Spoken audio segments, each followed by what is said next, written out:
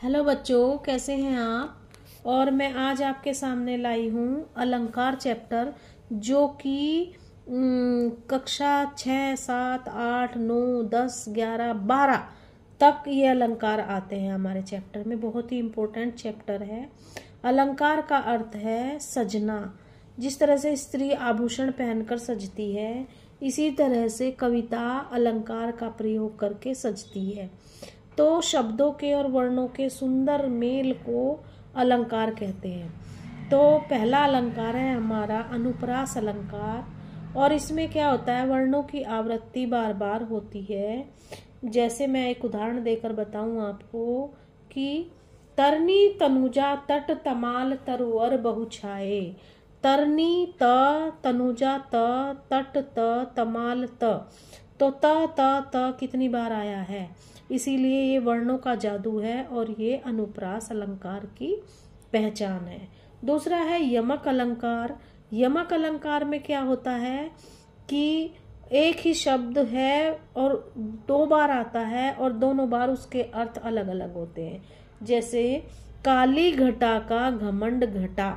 अब काली घटा, एक घटा का अर्थ है काली घटा माने बादल, काले बादल, और घटा का अर्थ है कम होना, माइनस होना।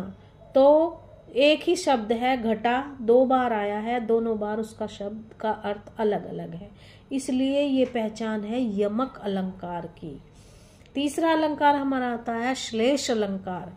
श्लेष अलंकार की पहचान होती है कि उसमें एक शब्द एक बार आता है लेकिन उसके अर्थ भिन्न भिन्न होते हैं। श्लेष का अर्थ होता है चिपकना। तो एक शब्द से तीन तीन अर्थ चिपके रहते हैं। कैसे, मैं उदाहरण द्वारा बताऊंगी आपको कि सुबरन को ढूंढत फिरे कवि कामी और चोर। अब सुबरन शब्द है एक और उसके तीन लोग ढूंढ रहे हैं उसको। कवि सुबरन माने सुंदर कविता के लिए शब्द ढूंढ रहा है।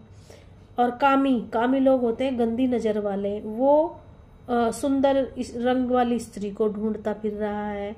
और चोर, सुबरन का अर्थ है चोर के लिए सोना, वो सोने को ढूंढता फिर रहा है। तो एक शब्द हुआ सुबरन और उसके भिन्न भिन्न अर्थ हुए। कवि के लिए शब्द और कामी के लिए सुंदर स्त्री और चोर के लिए सोना, और शब्द एक है सुबरन।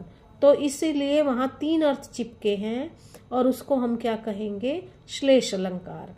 तो ये तीन अलंकार मैंने आज समझाए हैं और तीन मैं दूसरी वीडियो में शॉर्ट में समझाऊंगी आपको। कुछ क्वेरी हो तो मेरे से क्वेश्चन करके पूछ लेना।